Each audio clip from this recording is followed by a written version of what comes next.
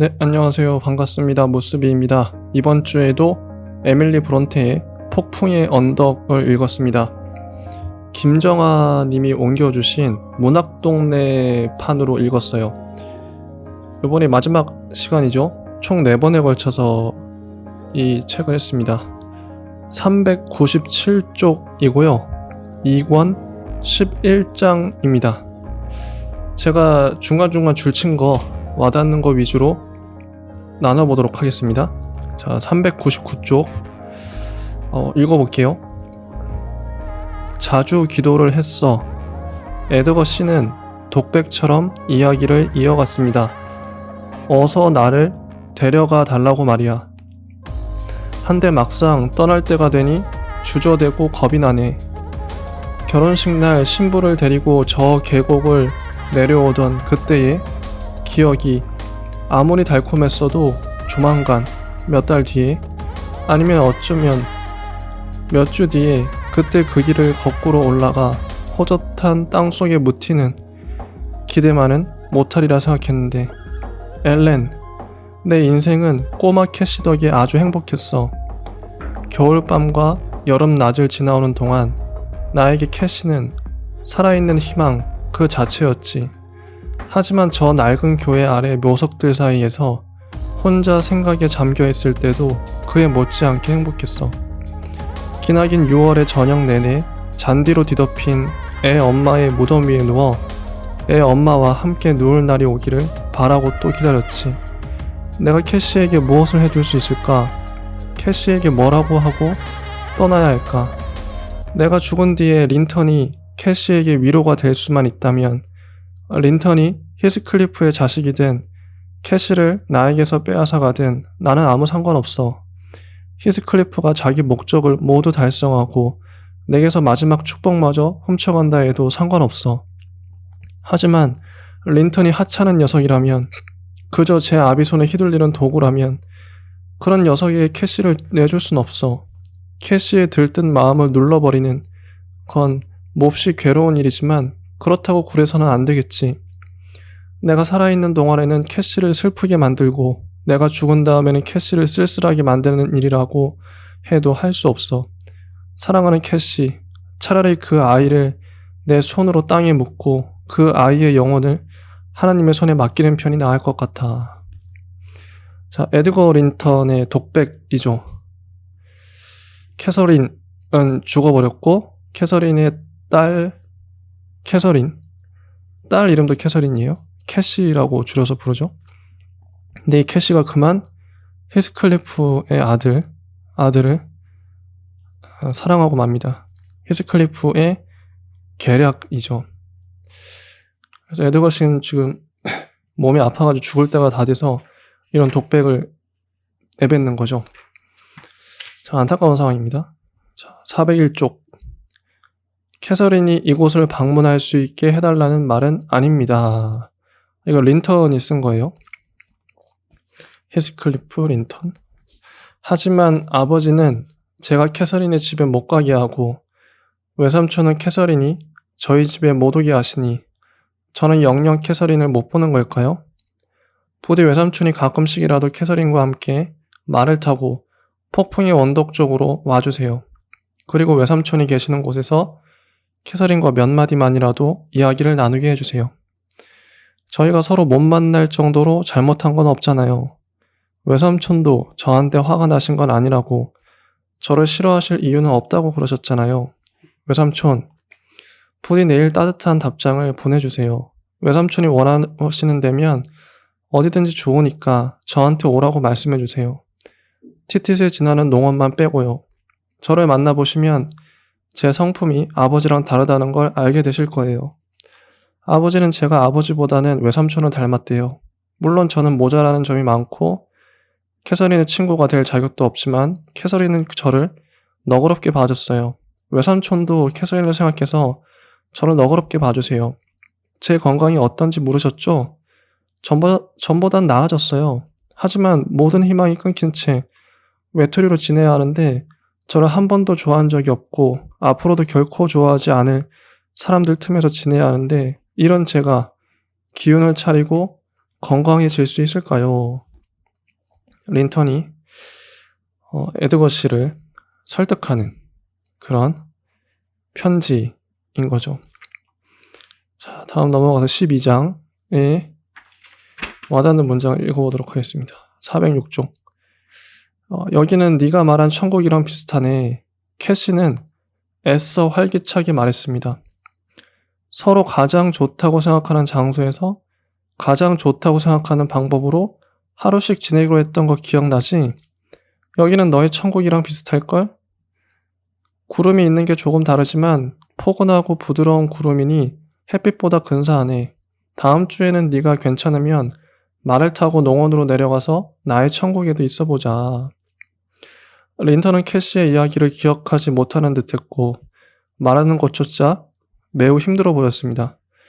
캐시가 꺼내는 화제에 흥미를 보이지도 못하고 캐시를 재미있게 해주지도 못했죠. 린턴의 무기력함에 캐시는 실망감을 감추지 못했어요.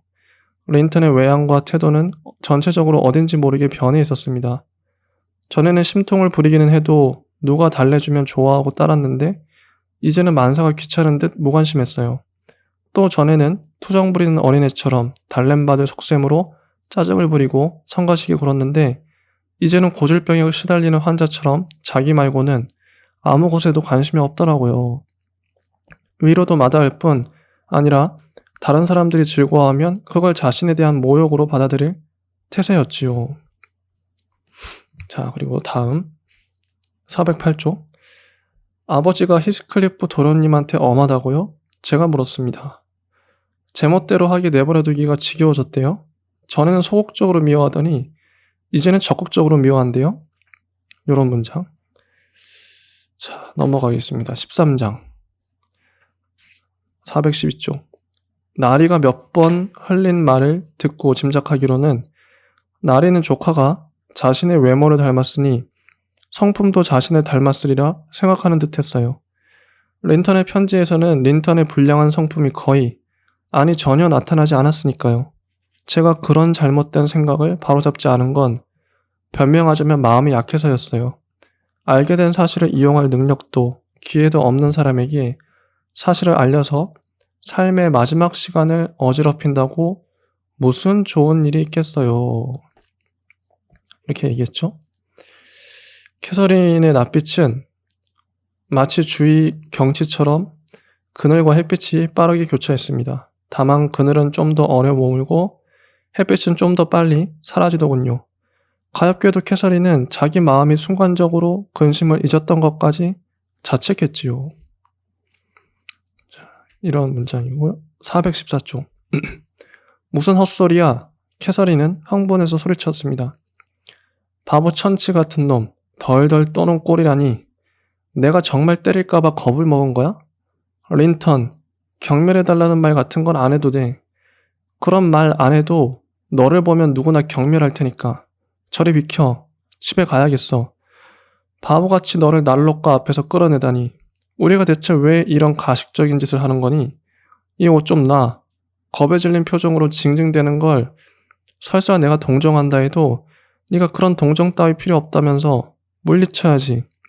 엘렌, 이런 행동이 얼마나 창피한 짓인지 얘한테 말 좀 해줘. 린턴, 일어나. 도마뱀처럼 비굴하게 그러지 마. 하지 마. 린턴은 눈물을 흘리며 괴로운 얼굴로 바닥에 엎드려 있었어요. 극심한 공포로 발작을 일으킨 것 같더군요. 린턴이 흐느꼈습니다. 못 참겠어, 캐서린. 캐서린, 나는 너를 속이고 있지만 너에게 그게 뭔지 말할 순 없어. 하지만 네가 가버리면 나는 살해당할 거야. 사랑하는 캐서린, 내 목숨은 너한테 달렸어. 나를 사랑한다고 전에 말했잖아. 정말 그렇다면 너한테도 나쁜 일은 아닐 거야. 계속 있어줄 거지? 친절하고 다정하고 착한 캐서린. 너라면 꼭 승낙해줄 거야. 그러면 아버지가 나를 내 곁에서 죽게 해줄 거야. 이런 식으로 린턴은 협박 당하고 있는 거죠. 아빠인데. 416쪽. 왜 묻느냐면 히스클리프 씨의 시선에 두 아이는 얼어붙어 있더군요. 린턴은 잔뜩 겁에 질려 고개도 못 들고 캐서린도 덩달아서 움직이지 못했죠. 저게 저 자식이 나를 물먹이려고 작정한 것 같아. 외삼촌이 서둘러서 조카보다 먼저 가준다면 고마운 일인데 말이야. 어이, 저기 저 개새끼가 언제부터 저 지랄이었어? 내가 질질 짜면 어떻게 되는지 단단히 가르쳐줬는데 저놈이 린턴양 옆에서 기운이 좀 있던가? 이렇게 히스클리프의 대사가 나옵니다. 419쪽. 린턴양, 그놈 옆에 앉아. 선물할 게 그것밖에 없으니 변변치 않지만 받아주면 고맙겠어. 린턴을 줄 테니 받으라 그 말이야. 전혀 쳐다보는 것 좀 보게. 나는 뭐가 됐든 날 무서워하는 게 있으면 잔인하게 대하고 싶어지니 참 이상하지. 법이 엄격하고 취향이 고상한 나라에 태어났으니까 망정이지. 아니었으면 하룻저녁 여행으로 저 두 놈을 산채로 천천히 해부했을 거야. 참 말을 못되게 하는 히스클리프입니다. 420조. 히스클리프가 힐끗 던진 시선에 저는 한순간 멈칫했습니다. 캐서린은 손가락을 펴는 일에 집중한 나머지 그의 얼굴을 보지 못했죠. 그는 갑자기 손을 펴고 열쇠를 내놓았습니다. 그러더니 캐서린이 열쇠를 챙기는 사이 펼쳤던 손으로 캐서린을 잡아 꿇어 앉히고 다른 손으로 캐서린의 머리통 양옆을 무시무시하게 후려치기 시작했습니다. 캐서린이 그의 손에 잡혀있지 않았다면 한 대만으로도 바닥에 패대기 쳐질 정도였어요. 이런 상황인 거죠. 무섭습니다. 히스클리프는. 광기라고 할 수 있어요. 426쪽. 히스클리프가 대답했습니다. 너는 아비의 명을 우습게 여기고 자진해서 내 집으로 걸어 들어왔어. 부인할 수 없을 거야. 하기야 네 나이 때는 놀고 싶은 게 당연하고 병자 수발에 실증이 나는 것도 당연하지. 게다가 그 병자는 고작 네 아비일 뿐이잖아. 캐서린, 네 인생이 시작되던 순간 네 아비의 행복한 인생은 끝났어. 모르긴 몰라도 네 아비는 네가 세상으로 나온 것을 저주했을 거다. 적어도 나는 저주했지. 이번에는 네 아비가 세상을 뜨면서 너를 저주하는 것도 괜찮겠구나. 나도 함께 저주하마. 나는 네가 싫다. 당연한 일이지. 실컷 울어라. 보아하니 이제부터는 우는 일이 내 주된 소일거리가 되겠구나. 잃을 건 많은데 린턴이 네가 잃어버릴 것들을 메워주진 못할 테니 말이다. 선견지명 있는 네 아비는 린턴이 그래줄 거라고 믿는 모양이지만 네 아버지가 보낸 충고와 위로의 편지들을 아주 재미있게 읽었어. 내 보물단지에게 보낸 마지막 편지에는 자기 보물단지를 귀히 여겨주고 결혼하면 마음 써주라고 했더구나. 귀히 여겨주고 마음 써주라니. 부모라면 그럴 수 있겠지. 하지만 린턴은 제 몸뚱이 하나 귀히 여기고 마음 쓰기에도 바쁜 놈이거든. 린턴은 비열한 폭군에나 어울리는 놈이지. 이빨이 뽑히고 발톱이 잘린 고양이로 보면 몇 마리가 됐든 괴롭히겠다고 달려들 놈이야. 네가 집으로 돌아갈 때쯤에는 그놈의 마음 씀씀이에 대해 재미난 이야기를 아버지한테 분명 들려줄 수 있을 거다. 이런 식으로 히스클리프가 말을 하죠. 자, 그 다음에 14장. 14장에서는 434쪽. 도련님이 미웠으면 캐서린이 폭풍이 언덕에 왔겠어요? 제가 말을 이었습니다. 생각 좀 해봐요. 돈 얘기가 나왔으니 하는 말인데요.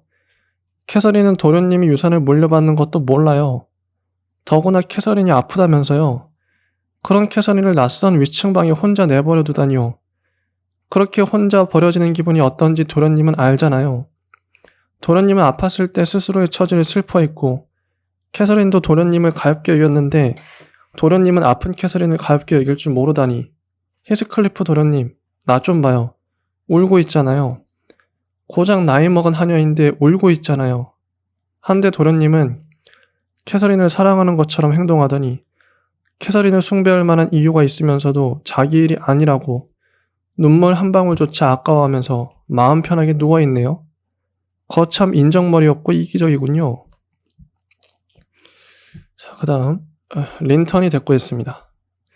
의사 말이 외삼촌이 드디어 정말 죽을 거래. 외삼촌이 죽고 나면 내가 티티세지나는 농원의 주인이 될 테니 나는 기분 좋아. 캐서린은 항상 티티세지나는 농원이 자기 집이라고 했어. 자기 집은 무슨? 내 집이야. 캐서린 거는 몽땅 내 거라고 아빠가 그랬단 말이야. 근사한 책들도 다 내 거야. 방 열쇠를 가져와서 자기를 나가게 해주면 책들이랑 예쁜 새들이랑 조랑말 미니까지 점프 나한테 준다고 캐서린이 그러더라. 하지만 나는 캐서린한테 너는 내게 줄 게 하나도 없고 그것들은 모두 다 내 거라고 했어. 그러니까 캐서린이 울면서 목에 걸고 있던 작은 초상화를 보여주면서 그걸 가지라더라고. 그림 2장이 황금 로켓 안에 들어있었는데 한쪽은 캐서린의 어머니가 젊었을 때, 한쪽은 외삼촌이 젊었을 때였어. 어제 일이야. 나는 그것들도 내 거라고 말하면서 뺏으려고 했어. 그런데 그 못된 것이 안 주려고 버티다가 나를 떠밀어서 좀 다쳤어. 고래고래 소리를 질렀지. 내가 소리 지르면 캐서린이 무서워하거든. 아빠가 오는 소리를 듣고 캐서린은 로켓을 분지르더니 자기 어머니 초상화를 나한테 줬어. 다른 쪽은 감추려고 했지만 아빠가 무슨 일이라고 물어서 내가 사실대로 대답했지. 아빠는 내가 가진 초상화를 가져가면서 캐서린한테 나머지 하나도 나에게 주라고 말했어. 캐서린이 싫다고 했더니 아빠가 캐서린을 때리면서 로켓줄을 잡아뜯고 짓밟아버렸어. 이런 식으로 말을 하는 거죠. 참 철부지 말. 15장입니다.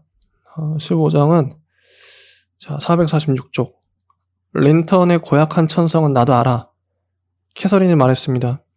당신 아들이니까. 하지만 다행히 내 천성은 그보다 나으니까 용서할 수 있어. 그리고 린턴이 나를 사랑하는 건 사실이니까 나도 린턴을 사랑할 수 있어. 히스클리프 씨, 당신을 사랑해주는 사람은 아무도 없어. 당신이 우리를 아무리 불행하게 만들어도 우리는 그 잔인함이 당신의 더 큰 불행 탓이라 생각하는 걸로 복수할 수 있어. 당신은 정말 불행한 사람이잖아? 악마같이 고독하고 악마같이 질투하지. 아무도 당신을 사랑하지 않아. 당신이 죽어도 아무도 당신을 위해 울어주지 않을 거야. 나는 당신같이 되지 않을 거야. 자, 이런 대사인 거죠. 자, 그 다음에 인상 깊었던 구절은 이건 좀 기네요. 그래도 한번 읽어보겠습니다. 447조. 내가 어제 뭘 했는지 알려주지. 린턴의 무덤을 파고 있던 묘지기를 시켜 캐시간에 덮인 흙을 치우라고 했어. 그리고 관뚜껑을 열어봤지. 한때는 그의 얼굴을 다시 보게 되면 영원히 그의 옆에 누워있으려고 생각했었어. 그의 얼굴은 그대로더군. 내가 꼼짝을 안 하니까 묘지기가 나를 물러나게 하려고 진땀깨나 흘렸지. 공기가 닿으면 얼굴이 변한다고 해서 관뚜껑을 닫은 다음 일부러 한 점 옆을 내리쳐서 헐겁게 해놨어. 린턴이 묻힐 쪽 말고 그런 망할 놈의 관은 납땜을 해버리면 좋을 텐데 내가 거기 묻힐 때가 오면 그의 관에 헐거운 판자를 빼고 내 관에서도 헐거운 쪽을 빼라고 묘지기를 매수했어. 내 관을 그렇게 만들라고 할 거거든. 그러면 나중에 린턴의 관이 썩어 그의 영혼이 우리 쪽에 올 때쯤이면 누가 누군지 못 알아볼걸? 히스클리프 씨, 그런 나쁜 짓을? 제가 소리쳤습니다. 고인의 안식을 어지럽히다니 부끄럽지 않던가요? 넬리, 내가 누굴 어지럽힌 게 아니야. 그가 대꾸했습니다. 나 자신한테 약간의 안정을 주었을 뿐이야. 이제 내 마음도 훨씬 편해질 테니 내가 죽은 뒤에 얌전하게 묻혀있을 가능성도 높아진 거야. 그 애의 안식을 어지럽혔다고? 천만에. 그 애야말로 나를 어지럽혔는 걸 밤이고 낮이고 18년 내내 끊임없이 인정 사정 없이 바로 어제까지도 말이야. 그런데 이제 다 끝난 거야. 어젯밤에는 마음이 편했어. 꿈을 꿨어. 잠든 그의 옆에 누워 최후의 잠을 자는 꿈이었지. 내 심장은 멎어 있었고 얼어붙은 내 뺨은 그의 뺨과 맞닿아 있었어. 하지만 만약에 캐시가 흙이 되어버렸다면, 아니 흙보다 끔찍한 모습이었다면, 그랬으면 무슨 꿈을 꾸었을까? 제가 말했습니다. 그 애하고 같이 흙이 되는 꿈을 꿨겠지. 더 행복한 꿈. 그가 대답했습니다. 내가 그렇게 변하는 걸 겁낼 줄 알아? 관뚜껑을 열 때 이미 그런 변화를 예상하고 있었어. 하지만 아직은 변하지 않는 쪽이 좋아. 그래야 나중에 나와 함께 변할 수 있을 테니까. 무엇보다도 내가 그 애의 초연한 표정을 선명하게 보지 않았다면 그 이상한 느낌을 여간에서는 떨치지 못했을 거야. 그 느낌은 묘하게 시작됐어. 너도 알다시피 그 애가 죽고 나는 정신 나간 사람처럼 하루 종일 그 애한테, 아니 그 애 영혼한테 돌아와 달라고 빌었잖아. 나는 정말 유령이 있다고 믿어. 유령은 분명 우리 곁에 있고 지금 여기에도 있어. 그 애가 묻히던 날은 눈이 왔어. 나는 저녁에 묘지로 갔지. 겨울처럼 차가운 바람이 불었고 주위엔 아무도 없었어. 바보 같은 그의 남편이 그렇게 늦은 시각에 거기까지 올 것 같진 않았고 다른 사람들은 거기까지 올 일도 없었지. 그렇게 혼자서 그 애와 나 사이를 가로막고 있는 건 2미터 정도의 흙뿐임을 의식하면서 나는 혼잣말을 했어. 그 애를 다시 품에 안을 거야. 그의 몸이 차가우면 내 몸을 식히는 이 부풍 때문이고 그의 몸이 움직이지 않으면 자고 있어서라고 생각할 거야. 나는 창고에서 삽을 가져다가 온 힘을 다해 땅을 파기 시작했어. 삽 끝이 관에 닿은 다음부터는 손으로 팠어. 관 뚜껑이 나사가 헐거워지고 목표한 바를 곧 이루려던 참이었는데 위쪽에서 한숨 소리가 들리는 것 같았어. 누군가가 무덤 가장자리에서 내려다보는 느낌이었지. 내가 이걸 뜯어내고 나면 누가 저 삽으로 우리 둘을 같이 묻어주면 좋겠는데 나는 이런 말을 중얼거리면서 필사적으로 관 뚜껑을 비틀었어. 그때 다시 한숨 소리가 났어. 이번에는 바로 내 귓가에서 들렸어. 따뜻한 입김이 진눈깨비를 실은 바람을 날려버리는 느낌이었지. 피와 살이 있는 생명체가 아니라는 건 알고 있었어. 하지만 어둠 속을 걸을 때 눈앞이 보이지 않아도 내가 지금 뭔가에 다가가고 있음을 감지하듯이 나는 캐시가 거기 있음을, 관 속이 아니라 땅 위에 있음을 확실히 느꼈어. 갑작스러운 안도감이 심장에서부터 손끝, 발끝까지 퍼져나갔지. 나는 괴로운 노동을 포기하고 돌아봤어. 순식간에 말로는 표현 못할 위안이 느껴졌어. 그 애가 내 곁에 있었어. 그 애는 내가 무덤을 도로 메우는 동안 계속 곁에 있다가 나를 집까지 데려다 주었어. 웃을 테면 웃어. 하지만 그때 나는 정말 그 애가 눈에 보이는 것만 같아서 그 애한테 말을 걸 수밖에 없었어. 폭풍이 언덕에 이른 나는 현관까지 내달렸어. 잠겼더군. 그래, 생각난다. 빌어먹을 언쇼놈과 내 마누라가 장가났지. 나는 언쇼놈을 숨이 끊어지게 걷어차고 위층으로 뛰어 올라가서 내 방으로 들어갔어. 그의 방 말이야. 방 안을 급하게 살펴봤어. 그 애가 곁에 있는 게 느껴졌어. 하지만 거의 보일 것 같으면서도 끝내 보이지 않았어. 그 애가 보고파서 마음이 얼마나 괴롭던지 한 번만 눈앞에 나타나달라고 얼마나 애타게 빌었는지 몰라. 그때 난 분명히 땀이 아니라 피를 흘리고 있었을 거야. 하지만 그 애는 내 소원을 들어주지 않았어. 살아있을 때 종종 그랬듯이 그때도 내게 악마 같은 짓을 했던 거야. 그날 이후 나는 줄곧 그 견딜 수 없는 괴로움의 놀이개로 살아왔어. 더할 때도 있고 덜할 때도 있었지만 지옥 같은 괴로움이 내 신경줄을 얼마나 팽팽하게 당겨놨는지 고래 힘줄 같은 신경이니 망정이지 아니면 이미 오래전에 린턴처럼 축 늘어져 버렸을걸? 헤어턴이랑 컨방에 앉았을 때는 밖에 나가기만 하면 그 애를 만날 것 같았고 습지를 돌아다닐 때는 집에 들어가야 그 애를 만날 것 같았지. 외출하는 날은 서둘러 돌아왔어. 그 애가 폭풍이 언덕 어딘가에 분명 있을 것만 같았거든. 그 애 방에 가서 자는 날은 그 집도 관둬야 했지만 가만히 누워있을 수가 없었어. 눈을 감자마자 그 애가 창밖에 나타나거나 미닫이를 열거나 안으로 들어왔어. 심지어 자기가 어릴 때 쓰던 베개에 그 귀여운 머리를 누일 때도 있었어. 그러니 눈을 뜨고 확인할 수밖에. 그렇게 하룻밤에 수백 번씩 눈을 감았다 뜨는데 눈을 뜨면 아무것도 없어. 고문이었어. 내가 밤새 큰 소리로 신음하니 조지 푸 영감탱이 놈은 양심의 악마처럼 내 마음을 휘젓고 있다고 믿었지. 그런데 이제 그 애를 보고 나니 약간이지만 마음이 놓여. 그 애는 내게 18년 내내 헛개비 같은 희망을 품게 했어. 사람을 죽이는 방법치고는 이상한 방법이지. 한 채씩도 아니고 머리카락 한 올 두께만큼씩 죽이고 있으니. 자, 히스클리프의 독백이죠. 자, 16장 넘어가서 계속 보겠습니다. 여기는 제가 밑줄 친 문장이 없네요. 17장 바로 넘어가서 여기도 없으면 계속 넘어가도록 하겠습니다. 근데 18장 이럴 때가 있네요. 여기 쭉쭉 나갔나 봐요. 뒤로 가서는 진도가 빨리 나갔나? 와닿는 문장이 없나? 계속 넘어가네요. 그 다음에 19장에도 없으면 뭐 이런 것도 뭐 나쁘지 않죠. 쭉쭉 500조. 자, 시시한 결말이야, 그치?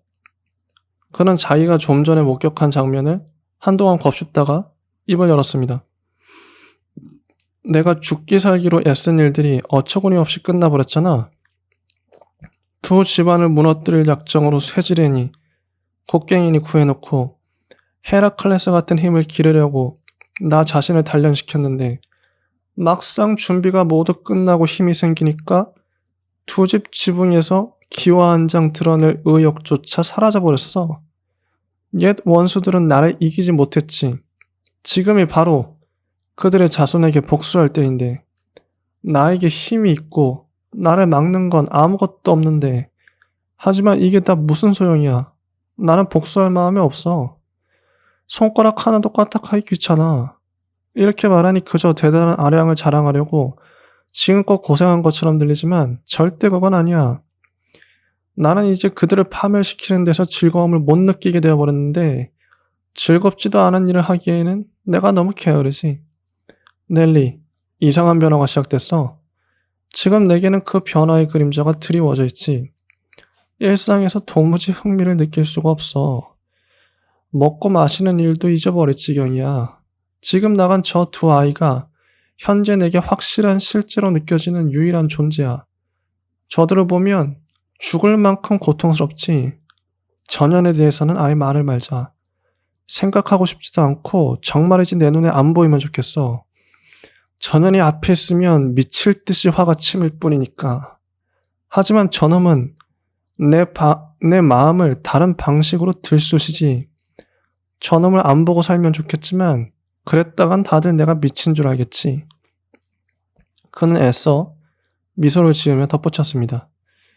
만약 내가 저놈이 불러일으키거나 구체화시키는 온갖 기억들과 생각들을 말해주면 아마 너도 내가 진짜 미쳐가는구나 생각할걸? 그렇지만 네가 어디 가서 내 말을 옮기지는 않겠지. 너무 오랫동안 이런 생각들을 머릿속에만 가둬두었으니 이제 누구한테 털어놓고 싶어졌어. 5분 전에 헤어턴을 보니 살아있는 사람이 아니라 내 젊은 날의 화신을 보는 것 같았어. 감정이 얼마나 복잡하던지 그놈에게 말을 걸었다고 해도 조리 있는 말은 아니었을 거야.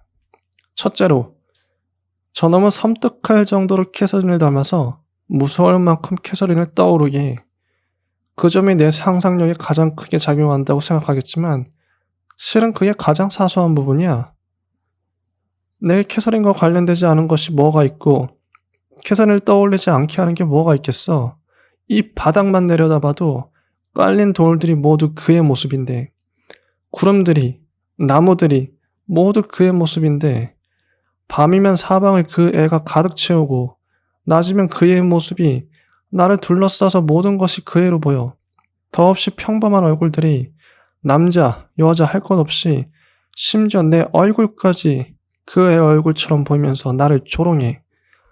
온 세상이 그 애가 한때 살아 있었지만 이제 내 곁을 떠나버렸다는 사실이 전혀 적혀있는 끔찍한 비망록이야. 내가 헤어턴을 봤을 때 그 모습은 내 불멸의 사랑의 유령이었어.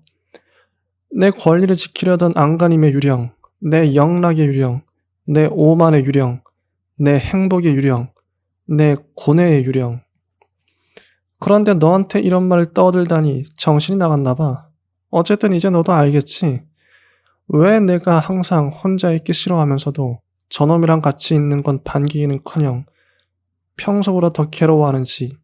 저놈이 사촌과 어울리든 말든 신경 쓰지 않게 된 데는 그런 이유도 있어. 난 더는 저 두 사람한테 관심이 안 가, 더는. 자, 그 다음 넘어가서. 그럼 죽는 게 무섭지는 않아요? 제가 물었습니다. 무섭냐고? 전혀 안 무서워. 그가 대꾸했습니다. 나는 죽는 것에 대한 두려움도 그런 예감도 그런 희망도 없어. 이유가 없잖아. 몸은 튼튼하고 생활은 절제되어 있고 하는 일이 위험한 것도 아니니 검은 머리털이 모두 없어질 때까지 이승을 떠날 수 없겠지. 아마 그럴 거야. 하지만 이 상태로는 못 살겠어. 나 자신한테 숨을 쉬라고 일러야 하고 내 심장한테 뛰라고 일러야 할 지경이야. 용수철을 뒤로 구부려 팽팽하게 해놓은 꼴이라고 할까? 나는 단 한 가지 생각뿐이거든. 그것에서 비롯된 행동이 아니면 아무리 작은 행동이라 해도 억지로 해야 하고 그것과 연결된 것이 아니라면 산 것이든 죽은 것이든 무엇을 본다 해도 억지로 보아야 해. 나에게는 단 한 가지 소원밖에 없어. 내 전 존재와 내 전 능력이 그 소원을 이루기를 원해. 그토록 오랫동안, 그토록 줄기차게 원해왔으니까. 틀림없이 이루어질 거야. 이제 얼마 안 남았어. 내 소원이 내 존재를 삼켜버렸거든. 소원이 이루어지리란 기대가 나를 삼켜버렸단 말이야. 속을 털어놔도 마음이 가벼워지지는 않는군. 하지만 설명할 수 없었던 변덕들이 이제 설명되었겠지. 맙소사, 나도 참 오래 싸웠구나. 이제 그만 끝났으면 좋겠는데. 자, 그 다음에 20장. 히스클리프의 독백이 많이 나오네요. 이 광기. 20장을 쭉쭉쭉쭉 넘어가서 이제 마지막 문단이에요. 523쪽 소설의 끝입니다. 습지 옆 비탈에서 비석 3개를 찾아보았다. 금방 눈에 띄었다. 가운데 것은 회색이었고 히스에 반쯤 묻혀 있었다. 에드거 린턴의 비석은 잔디와 어우러졌고 이끼가 비석 밑동을 타고 올라오고 있었다. 히스클리프의 것은 아직 벌거벗은 채였다.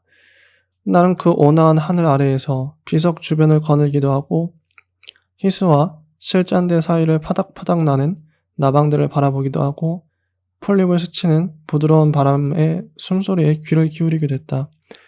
그 고요한 땅 속에 고이 잠든 사람들을 두고 어떻게 그들이 잠을 설친다고 상상할 수 있는지 의아스러웠다. 네, 이렇게 폭풍의 언덕을 4주 동안 읽었는데요. 이게 명작입니다. 좋아요. 히스클리프 미쳤고 캐서린도 미쳤고 정상이 없어요. 정상인이 없습니다. 이 소설엔. 참 읽어보시면 알 거예요. 자, 그리고 525쪽 해설. 그녀의 로맨스는 리얼리즘보다 강하다라는 제목의 해설이 나옵니다. 526쪽. 자, 조르주 바타유가 문학과 악에서 에밀리 브론테 작가에 대해 쓴 글이래요. 읽어볼게요. 모든 여성 중에 에밀리 브론테는 특별한 저주의 관역이었던 듯 싶다. 그녀의 짧은 삶은 불행했지만 끔찍할 정도로 불행했었다고 말할 수는 없다. 그러나 그녀는 정신적 순결을 간직하면서도 악의 심연에 대한 깊은 경험을 가지고 있었다. 그녀보다 엄격하고 그녀보다 용감하고 그녀보다 올곧은 사람이 거의 없겠지만 악을 이해하는데 그녀만큼 끝장을 본 사람도 없었다. 그것은 문학의 임무, 상상력의 임무, 꿈의 임무였다. 30애로 끝난 그녀의 삶에서 그녀는 할 수 있는 것이 하나도 없었다. 그녀는 1818년에 태어났고 요코시아의 목사관, 그 시골, 그 황야를 떠난 적이 없다. 그곳의 풍광의 혹독함은 아버지의 혹독함에 어울렸다. 아일랜드 태생의 교구 목사였던 아버지가 그녀에게 해준 것은 엄한 교육뿐이었고 어머니와는 달리 누그러지는 법이 없었다. 어머니는 일찍이 세상을 떠났고 언니와 여동생은 그들대로 엄격했다. 탈선한 오빠는 홀로 불행의 낭만 속에 침몰했다. 알다시피 브론테가의 세 자매는 목사관의 엄격함 속에서 살아간 동시에 사람을 과열시키는 문학 창작의 야단법석 속에서 살아갔다. 하루 또 하루의 친밀한 관계가 자매들을 결속시켰지만 그럼에도 에밀리는 줄곧 정신적 고독을 지켜냈고 그로부터 상상력의 환영들을 키워갔다. 그녀는 밖으로 나오지 않았고 밖으로 나타난 그녀의 모습은 착하고 바지런하고 헌신적인 상냥함 그 자체였다. 그녀는 모종의 침묵 속에 살아갔고 외부 세계에서 그 침묵을 깨뜨린 것은 오직 문학뿐이었다. 그녀는 단기간 폐병을 앓다가 죽었다. 그녀가 죽던 날 아침 그녀는 여느 때와 다름없이 일어나 가족들이 있는 아래층으로 내려왔다. 아프다는 말 한마디 없이 도로 침대로 가지도 않고 오존 중에 마지막 숨을 거두었다. 그녀는 의사를 부르지 않았다. 자, 다음 528쪽. 이야기는 한 세대 전 폭풍의 언덕에 언쇼가가 살던 때로 거슬러 올라간다. 당시에 넬리는 주인집 언쇼가의 하녀이자 주인집 남매의 보모 겸 동무였다. 어느 날 언쇼 씨가 정체 모를 고아를 주워왔는데 그 아이가 바로 히스클리프였다. 업둥이 히스클리프와 주인집 딸 캐서린의 지독한 사랑은 그때부터 시작되었다. 두 아이에게 세상은 편협하고 어리석은 곳이었다. 두 아이는 함께 가식적 관습을 경멸하고 억압적 권위를 조롱했다. 그들의 사랑은 그들의 자유와 활력의 증거였다. 당연히 세상은 그들의 사랑을 허락지 않는다. 현실은 에드거 린턴이란 형태로 두 아이 사이에 끼어든다. 히스클리프는 현실의 위협 앞에 도망치고 캐서린은 현실의 행복에 유혹을 느낀다. 도망친 히스클리프와 다가온 린턴 사이에서 캐서린의 삶은 쪼개진다. 사랑과 계약 사이에서, 자유와 편의 사이에서, 자아와 의무 사이에서 어느새 그녀는 양다리를 걸치고 있었다. 그러던 어느 날 히스클리프가 돌아와서 캐서린을 되찾으려 한다. 그러나 그녀는 이미 찢긴 존재였고 그가 할 수 있는 일은 그녀를 망가뜨린 현실에 복수하는 것뿐이었다. 혼자뿐인 그와 이 세상 사이의 싸움은 승패가 정해져 있었다. 최소한 윤리적으로는 처음부터 지는 싸움이었다. 세상의 눈으로 보자면 세상은 불가피한 현실이었고 따라서 히스클리프라는 적은 악이었다. 히스클리프에게는 세상과의 싸움을 정당화하려는 시도 같은 것은 애초에 없었다. 그는 자기의 사랑을 파괴한 세계의 악함을 주장하는 대신 오히려 스스로 악의 화신이 된다. 실현의 상처는 자기 정당화 따위로는 달래줄 수 없으니까. 상실의 고통을 견딜 수 있는 것은 처절하게 복수하는 순간뿐이니까. 현실의 시각으로 볼 때 히스클리프는 폭풍의 언덕에서 가장 비뚤어진 인물이다.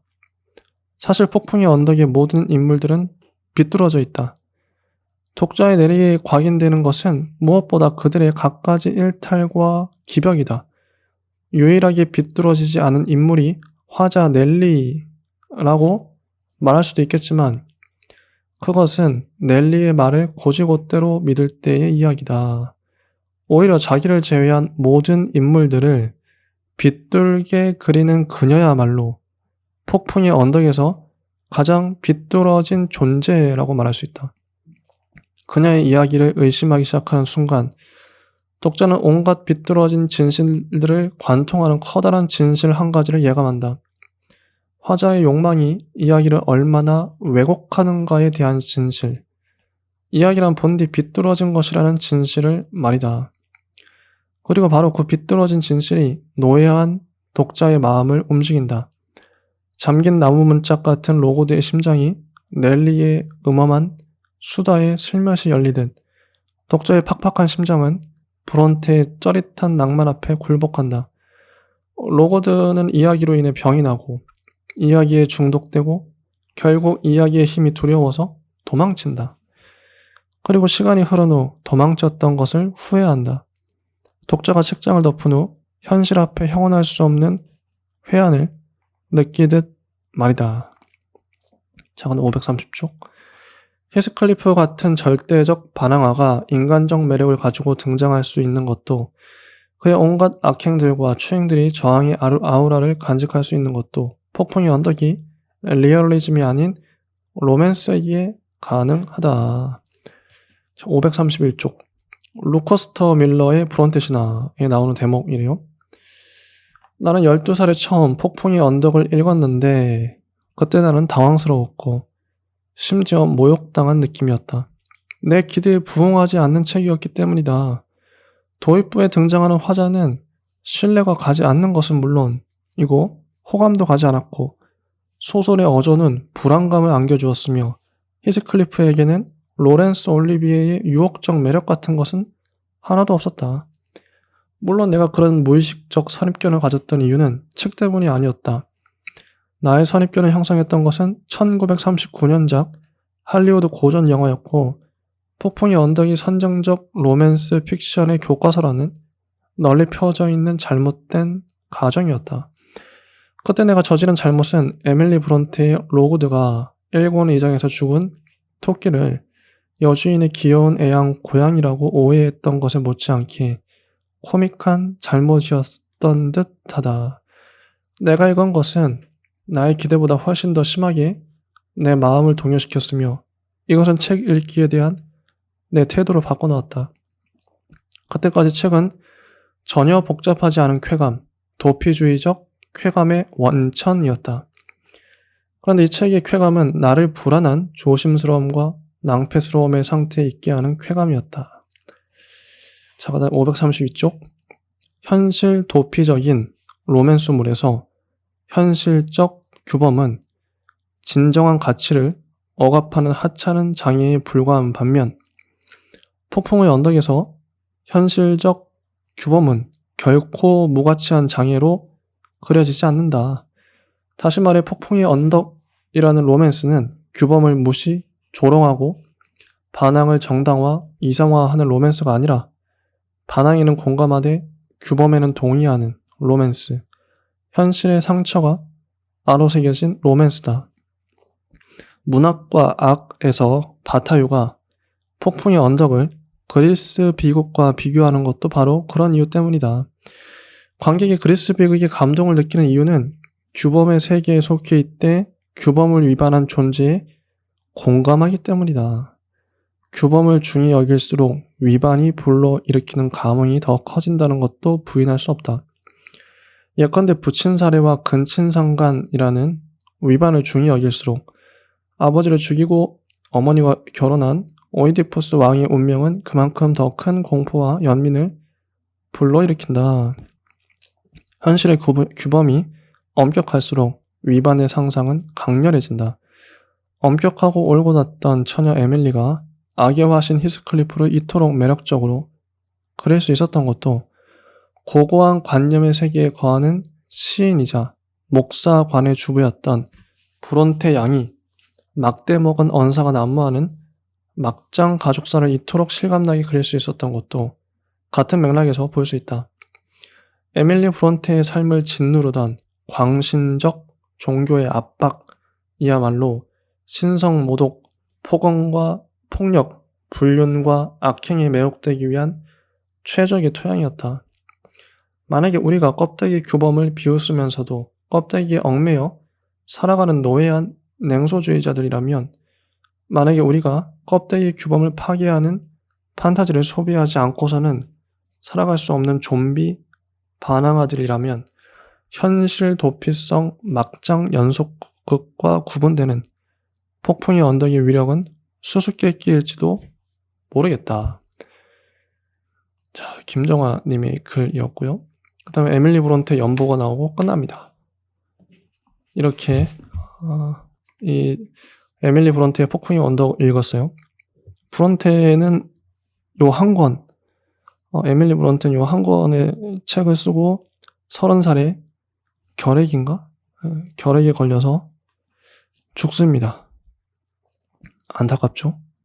너무 빨리 죽었어요.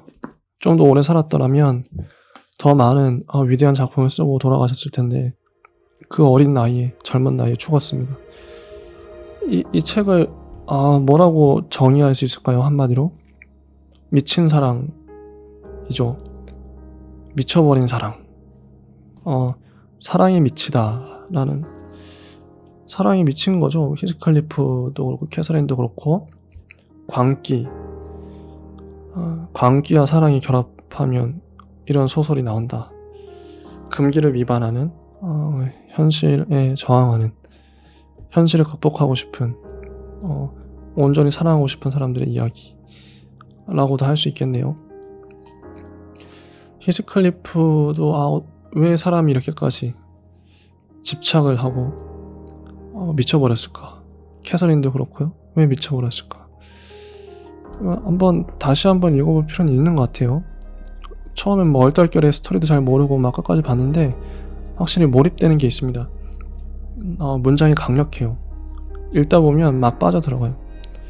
재밌어요. 캐릭터들도 잘 잡았고 각각의 캐릭터들이 매력적이죠. 이 소설은 또 좋은 게, 재밌는 게 한 집안사예요. 처음에 이제 히스클리프를 데려온 캐서린의 아버지부터 해서 그다음에 캐서린과 히스클리프, 린턴, 요런 관계들, 그 다음에 걔네들이 낳은 자식들의 관계까지, 그 자식들, 그러니까 이게 3대라고 해야 되나? 그런 삶이 다 녹아있는 책이죠. 그러니까 역사성 이런 것들 생각해 보게 됩니다. 역사성 중요하죠. 한 집안의 역사성을 볼 수 있었던, 왜 이렇게까지 꼬이고 비극적으로 마무리될 수밖에 없었는지 잘 그린 것 같아요. 좋았습니다. 끝까지 재미있었어요. 대략 500쪽가량의 530쪽가량의 책인데 이렇게 집중해서 몰입해서 볼 수 있었다니 이 필력이 대단하죠. 잘 썼습니다. 다음 시간에는 또 재미있는 작품을 갖고 찾아오도록 하겠습니다. 네, 감사합니다.